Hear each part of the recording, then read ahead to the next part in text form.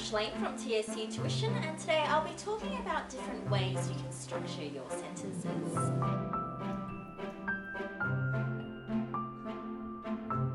By this point in time, you're probably writing practice essays and you're probably getting a little bit tired of writing the same kinds of sentences over and over again. A lot of students get stuck in the habit of writing sentences that start with something like "the author suggests," or "the creator of the text argues," or "this scene implies." When we try and vary up our sentence structures, one of the most important things to do is to keep in mind the basic sentence structure in English, which is the subject, verb, object structure. So with the subject, that is the person or the thing doing the action, the verb is the action, and the object is the thing that is receiving the action, or what object the verb is being done to. So for example, you get a very basic sentence like "I kicked the ball." So I is the subject, kicked is the verb,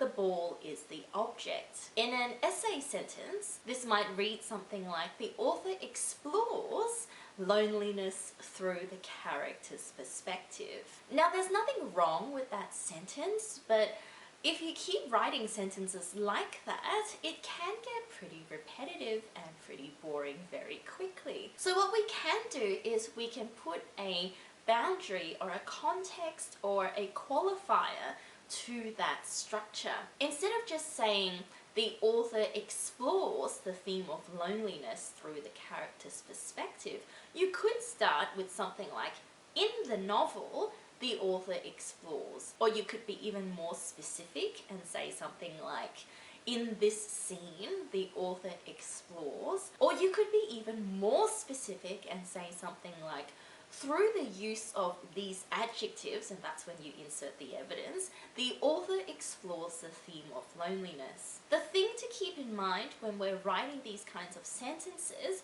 is that the second part, so what comes after the comma, is your main point, and your main point must read as a complete sentence. So that is, if I were to take my eraser and erase the first half of everything that came before the comma, it should still read as a full sentence. So what comes before that comma is really a phrase or a fragment, if you're also doing English language, and that should not be the main point of what you are saying. The other thing to keep in mind is the rule of thirds. The way that I like to think about it is that for every 3 sentences, one of them should have a different structure. It's fine to repeat the structure in 2 of the sentences, but as soon as you've done that, the third sentence needs to be something a little bit different to give it a bit of spice or a bit of variety in your writing, and therefore make the reading experience of your examiner or your teacher a bit more pleasurable as well. So I hope that was helpful. As always, like and subscribe to all the social medias so you can stay on top of all the tips and tricks we post. And if you'd like to get some one-to-one tutoring, provided that you are in the eastern suburbs of Melbourne, please contact us and we can send someone to you. Thanks for watching.